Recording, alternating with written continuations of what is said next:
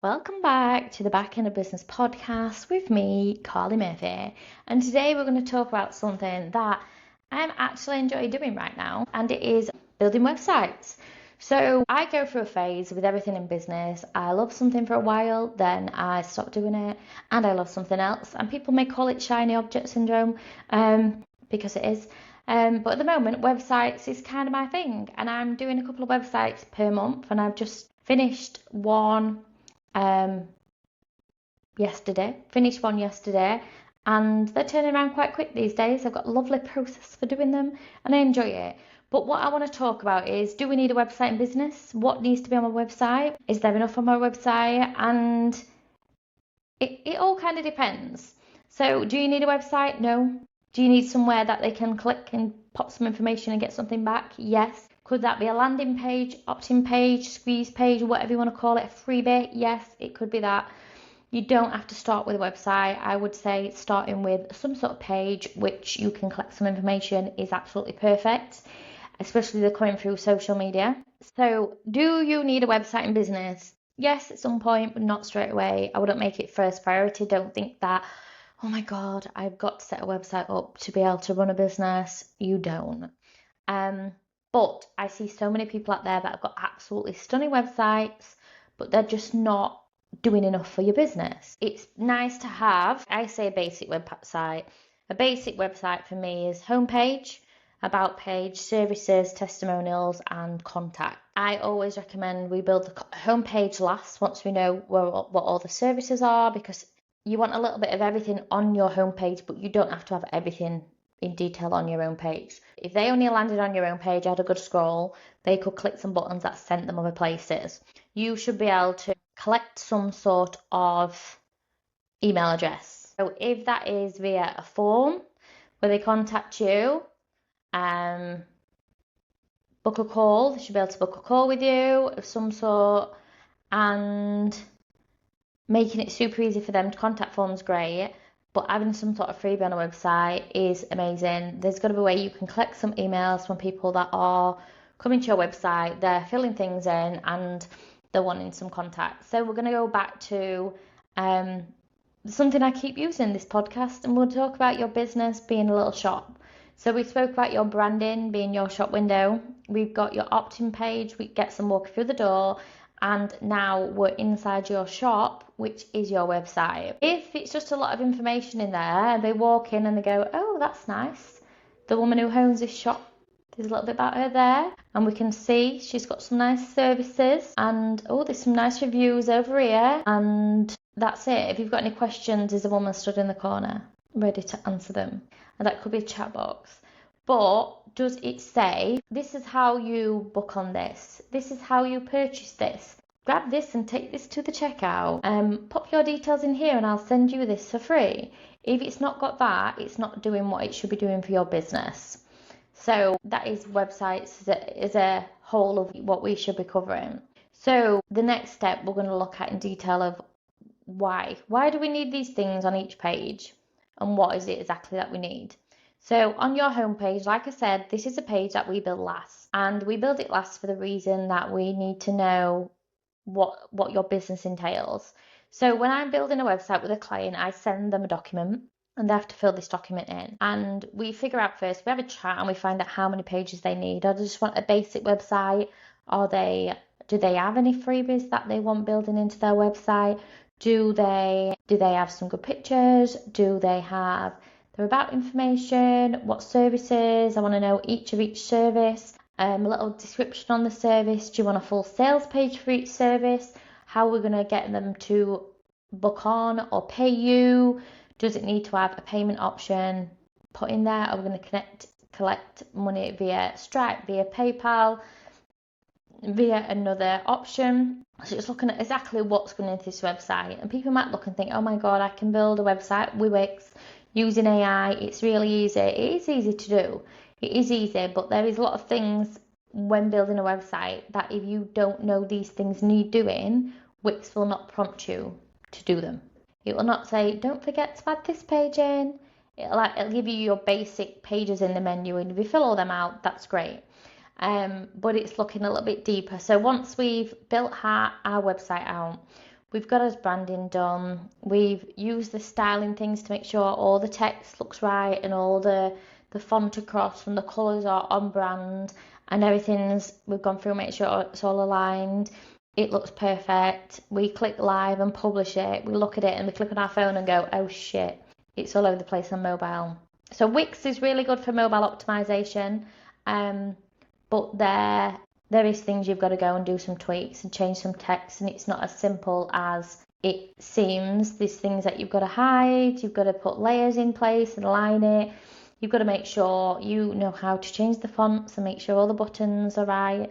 And luckily, when you do mobile view on Wix and you change anything, it doesn't change it on desktop, so it stays how it is. So I currently had a client that came to me last week, and she's built out her own website on Wix, and it looks lovely. But then she had a program, and she built it out on Canva slides to share wherever she was sharing. I don't know if she'd done a talk or something. She got some Canva slides, and she uploaded all them into Wix. So she just had graphic, popped the buttons in. On mobile, on desktop it looked fine, but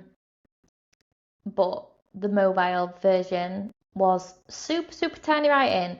And she come to me and she was like, I'm launching this on Thursday, and the mobile view is just too small, it needs to be bigger. So we looked through and we used the Canva slides that she had done to rebuild it out in Wix. So the quality was a lot better and a lot cleaner, but it meant that the mobile view looked absolutely spot on. We did a few tweaks that she'd not done, and I said I'd recommend doing this, and she's like, yes, go for it. Recommend doing this, put this place, this and that place. But it means that people could go to that website using whatever device they want to use, and it looks nice and clean.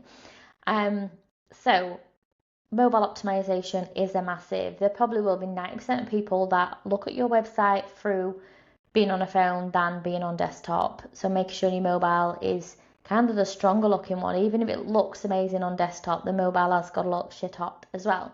So once we've looked at our basic pages, what we need to do is go a little bit deeper. So we need to look at, have we got any free resources? How do we, and this comes back to some of the other talks I've done, is talking about opt-ins and things like that. But we're going to look at all our services as a whole. As every service got a free way of getting in? Is there some sort of automation sequence that sells that service? And that's what it comes down to when you're creating a freebie, is your freebie should sell a service. So if you have got a freebie which is not leading anywhere, so download my 5 top tips for building your own website. I ain't got that freebie, but maybe I need it. But if that 5 top tips for building your own website goes like this, they download it, so they see the opt-in page, which is on your website, it might be on your freebies or something like that.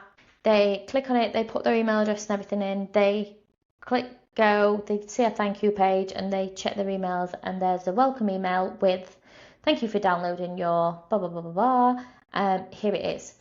If that is the only way of getting them on your email list, so they're on your email list, so that's a juicy bonus. But if that's the only email they're going to get, you are losing sales. You're losing money. So that email list, that email they get from you should be one of at least 5 to 10 more emails, and an email sequence, what we're going to use to nurture them. So you should be able to do this all inside the page that you build your website. If you use Wix, you can create a freebie on there, you can collect their details, you can send them emails, and you can do an automation. And that's a reason I use Wix a lot, because as much as it's not a full all-in platform, there is a lot that you can do on Wix. But making sure there is some sort of sequence in there that is going to sell website creation. So it could be me saying 5 tips for people that are wanting to build their own website.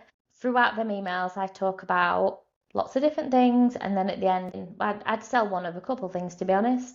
One thing is, if you still know that it's you that wanting to build this website and you're getting stuck on certain things, join Done With You. Done With You is a program where you pay a monthly subscription and you can ask questions, you get how to do videos, you can come and join us live on our once a month Untangle Your Tech Done With You session. So we have a live session once a month where you bring it bring your issue, share your screen, and I'll help you figure out what you need. The next one would be if you wanting someone to build your website for you, this is what we offer. You can do this, and then you can book a call here, and then they book a call, and then on the call I talk about how I can help them build this website for them, quote them up for the job. So there's ways of getting in, but then obviously if you only do that one welcome email, or you send in regular emails once a week, once a month, which is going to be selling other things to those people in a way that is not overly salesy, but dropping those things at the end of the emails. So my emails go out once a week, and they go out after the podcast so the podcast goes at 8 o'clock on Monday morning. The email goes at 8 o'clock on Monday morning, and my whole point of that email ties in with the whole week of my content. So my content next week is all about websites. So this podcast goes out talking about websites. Then I've got the email that goes out talking about websites and my content all week. So no matter where people consume me that week, they're going to see that I'm talking about websites. And then that funnels into me selling more website builds. So it's a way of getting people in and people watching your content. But it all starts with, how do we get people through the door? How am I going to get people on the email list? How am I going to get people to buy that thing? Is they coming from our website? Is it clear? Is it easy to use? Does it make sense when they click on? 100% going through and making sure everything works and all the buttons go where they mean to be going, and any updates that you do, to make sure your website is updated as well if you're changing URLs and things like that as you go along. So having a website that is making you money in your sleep. So not all of my services can be bought through my website, because a lot of them I want to be on call with people. I want to make sure that one, I'm the right person for you, and two, you're the right person for us. I want to be helping and supporting women in business that I know I can help and support, and giving the best advice and best tech support as I can. Obviously at the same time, you've got to come on a call with us and be like, yeah, 100% want to work with them. They've got the same vision as me and I want to take it further. So I have a few things they can buy directly. So through the website, branding, SOS, email retainers, you can purchase through the website. There is just website creation. You cannot purchase through the website just because it's per quote. Retainer, depending on, we have a call, and a call is so important for that. I would never just sign someone up for a retainer. Don't want someone just clicking and signing up without having a chat first, to make sure I can definitely support them in the way that they need. And website, retainer, the launch build. The launch build can't just be bought through the website. Obviously it's $4,000 investment, and we need to have a good chat before we go on there. But there is also digital products I've got on there, but three different freebies people can download and become part of my world. And I found it more recent that people are finding me either through the podcast and downloading my freebies, or through Google, through social media. So the next thing we're going to talk about is something I don't do in much detail myself personally. I've got someone in the team that does this, but this is SEO. So you've got your search engine optimization. This means that your website, and this is something Wix will not go, there will be a little checklist, but they'll not go through as much detail as need be with your SEO. So this is words that get you found on Google, and this links to SEO in your Instagram, your Facebook, your LinkedIn, wherever you've got stuff out there. But it helps you put the keywords in to be found, to be searchable, and to be indexed on Google. So if you see Google as being a huge library and your website is floating around in there somewhere, and you go to the library and you search for a book and you can see the book, you know the book exists, but when you search for it, it's not there, that means Google's not indexed you, and you need indexing. So having these things set up on your website, make sure that you can be indexed, you can be found, they know who you are, what you do, what niche you work with, and things like that. And these keywords that get put in and makes you to be found easy on Google. So it's something that we make sure all our websites are, I won't say basic SEO, they've got all the SEO that can be done on there, because I've got an amazing team member that goes in and connects everything up, links it to your Google profile, so you can easily go in and see how many times you've been searched, you've been clicked on, and everything you've been doing with your with your website to be found. So I don't think there's anything else I'm going to say there on websites, but 100% have one in your business. Don't make it the first thing you need to have before you get started in business, because it's not. But always have somewhere that people can download something, get on your email list. There's got to be a link somewhere they can find you. Don't just have social media. And like I said, if anybody wants and needs a website building or refreshing, we've done a few rebuilds recently where they've been on different platforms and we've brought them over to Wix.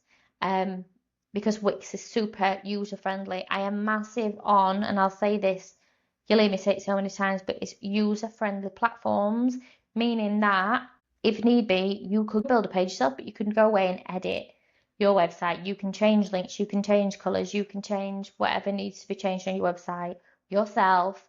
So my clients get left is once we've finished the full build, I do a little how-to video just to show them if they want to go in and change something, this is how it's done. Just a quick, simple basics of how to be able to change these things yourself on your website. So clients have come in recently with websites built in platforms that they weren't allowed to edit themselves. They didn't have full ownership to be able to edit themselves. Someone's hosting it, someone else is maintaining it and managing it, what they call it.